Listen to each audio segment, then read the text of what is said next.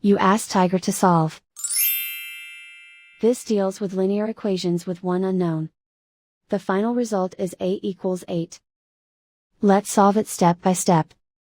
Group all m terms on the left side of the equation. Subtract 5a from both sides. Group like terms. Simplify the arithmetic. Group like terms. Simplify the arithmetic. Group all constants on the right side of the equation.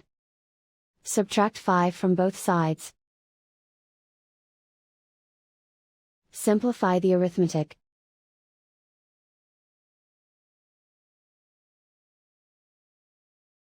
And so the final result is a equals 8.